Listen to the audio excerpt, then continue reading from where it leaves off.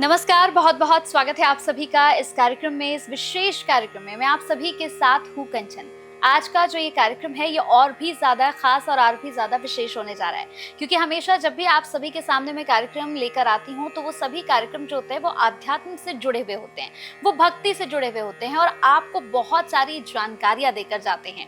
बहुत सारे ऐसे रहस्यमय सवाल मैं अपने कार्यक्रम में पूछती हूँ जिन्हें अक्सर आप नहीं समझ पाते हैं या फिर उन्हीं चीज़ों में कहीं ना कहीं आप गलतियाँ कर देते हैं।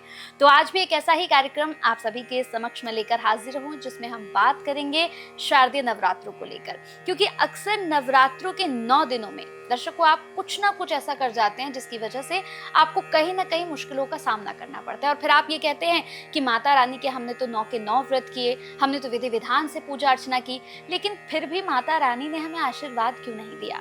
अरे भाई, कैसे आशीर्वाद देंगी जब उन 9 दिनों में ही कहीं ना कहीं आप कुछ ना कुछ गलत कर रहे हैं।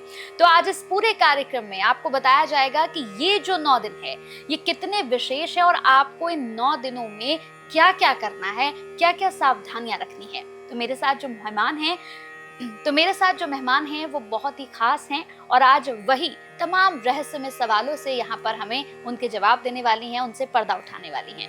मेरे साथ आचार्य सावी जी हैं। बहुत बहुत स्वागत है सावी जी आपका। नमस्कार, धन्यवाद और सभी दर्शकों को जय माता दी। अब हम बात करेंगे माँ चंद्रघंटा की। तो तीसरा स्वरूप जो है मैम वो है माँ चंद्रघंटा का। तो माँ चंद्रघंटा को कैसे प्रसन्न करें और क्या भोग माँ चंद्रघंटा को लगाएं? बिल्कुल, देखिए माँ चंद्रघंटा जो है वो तीसरा स्वरूप है और इस बारी आप देखेंगे कि तृतीय नवरात्रा ही जो है, तीसरा नवरात्रा ही जो है वो वृद्धि में आ रहा है। तीसरे दिन माँ चंद्रघंटा की पूजा की जाती है और माँ का ये स्वरूप जो है ये आपको आपके जीवन में साहस प्रदान करता है। अगर बहुत जल्दी आप गिव अप कर देते हैं, आपके अंदर वो कॉन्फिडेंस नहीं है, वो करेज नहीं है जिससे आप अपने जीवन में कोई भी इम्पोर्टेंट निर्णय जो है वो ले सकें, तो ऐसे में जब आप माँ चंद्रघंटा की पूजा करते हैं, उनके इस स्वरूप का स्मरण करते हुए आप माँ दुर्गा को कोई भी भोग पुष्प आदि आप अर्पित करते हैं, तो उससे आपको विशेष लाभ जो है वो प्रदान होता है। देखिए, हर माता रानी को अपना एक अलग रंग जो है वो प्रिय है, लेकिन उसके पश्चात भी लाल रंग और पीला रंग जो है, पीताम्बरी और लाल रंग, ये दो ऐसे रंग होते हैं जो आपके जीवन में हमेशा शुद्धता और शुभता ही प्रदान करते हैं। तो ऐसे में हर दिन प्रत्येक दिन आपको लाल या पीले रंग के पुष्प जो है वो माता रानी को जरूर अर्पित करने चाहिए। गुड़हल का जो पुष्प होता है वो सबसे ज्यादा प्रिय है माता रानी को, तो इसीलिए माता रानी के समक्ष आपको गुड़हल का जो पुष्प है वो जरूर अर्पित करना चाहिए। साथ में अगर हम माता रानी के इस स्वरूप की बात करते हैं तो खास करके विशेष करके माता रानी का ये जो स्वरूप होता है वो आपके सोलर प्लेक्सस चक्रा को मजबूत करता है। सोलर प्लेक्सस चक्रा आपका जो है यानी कि आपके मणिपुर चक्र की ऊर्जा को ये बेहतर करता है और मणिपुर चक्र जो है वो आपके जीवन में स्थिरता लाता है, स्टेबिलिटी लाता है, क्रिएटिविटी लाता है, नई इमेजिनेशन लाता है, सृजन की शक्ति को आपके जीवन में ज्यादा अच्छा करता है।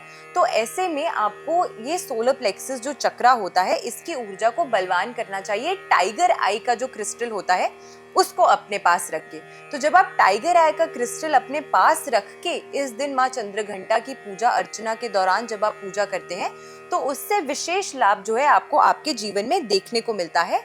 और वो लोग खास करके जिनका शुक्र ग्रह कहीं ना कहीं अपने जीवन में कमजोर है। अब शुक्र ग्रह कैसे समझे कि मैम कमजोर है? अगर आपको लगता है कि आप मेहनत बहुत करते हैं लेकिन उसका फल आपको प्राप्त नहीं होता है in terms of materialistic gains, आपको शाबाशी तो बहुत मिलती है, वाहवाही तो बहुत मिलती है, लेकिन जब धन पैसे की बारी आती है तो उसमें कहीं ना कहीं कमी रह जाती है। तो शुक्र वो ग्रह है जो आपके जीवन में मटीरियलिस्टिक वेल्थ और गेन्स को एम्पलीफाई करता है।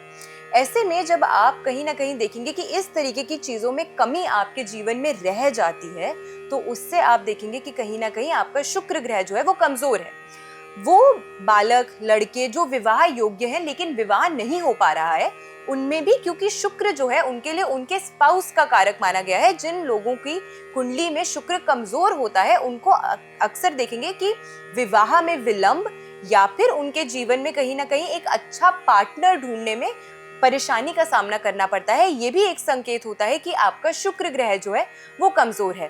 तो माँ चंद्रघंटा की पूजा अर्चना करने से आपके शुक्र ग्रह की जो ऊर्जा होती है वो बेहतर होती है, वो बलवान होती है और आपको आपके जीवन में जो भी आप चाहते हैं कि लग्जरी मिले, प्यार मिले, कंफर्ट मिले, ग्रोथ मिले, वो प्रॉस्पेरिटी आपको माता रानी के इस स्वरूप की विशेष करके पूजा करके आपको प्राप्त हो सकती है। और गाय के शुद्ध दूध से बनी हुई जो मिठाई होती है उसका भोग आपको माँ चंद्रघंटा को जरूर अर्पित करना चाहिए।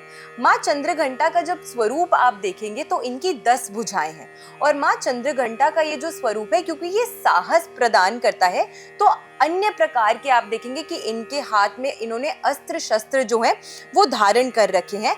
माता रानी को आप देखेंगे एक ओर इन्होंने कमल, कमंडल, गधा, इस तरीके की जो चीजें हैं अपने हस्त में धारण कर रखी हैं, लेकिन वहीं पे तलवार, अस्त्र शस्त्र भी इन्होंने अपने हाथ में धारण कर रखे हैं। तो सौम्यता भी आपको प्रदान करेंगी क्योंकि शुक्र की ऊर्जा है, लेकिन साथ में साहस में भी वृद्धि आपके लेकर आती है। तो ये दोनों ही चीजों के बीच का एक बैलेंस प्रदान करती है आपको माता रानी का ये स्वरूप। बिल्कुल, बहुत अच्छा लगा आपसे मिलकर और मुझे लगता है कि इस कार्यक्रम में जितने भी लोगों के मन में भ्रांतियां थी, कंफ्यूजन्स थी कि भाई हम कैसे नवरात्रि के 9 दिनों में पूजा अर्चना करें, माता रानी को कौन सा भोग लगाएं या फिर माता रानी को कौन सा पुष्प चढ़ाएं, क्या हमें करना है और क्या नहीं करना है, आप बस इस कार्यक्रम से ही समझ सकते हैं। इस पूरे कार्यक्रम में आपको यही बताया गया कि आपको कैसे पूजा अर्चना करनी है, माँ को क्या भोग लगाना है, क्या गलतियां आप कर रहे हैं। देखिए, गलतियां मत करिए, क्योंकि पूजा अर्चना हम जब भी करते हैं ना तो हमारा भाव जो होता है ना, हमारा भाव उस पूजा में निकल कर सामने आ जाता है, हमारी श्रद्धा निकल कर बाहर आ जाती है। तो प्लीज़ बहुत श्रद्धा से, बहुत भाव से पूजा करिए। और जैसे कि हमारी खास मेहमान ने बताया है, एक एक चीज़ का प्लीज़ बहुत ज़्यादा ख्याल रखिएगा। बहुत बहुत थैंक यू, बहुत बहुत धन्यवाद मैम, आपने अपना कीमती समय दिया और इस कार्यक्रम को इतना स्पेशल बनाया। बहुत बहुत धन्यवाद। धन्यवाद। जय माता दी। जय माता दी।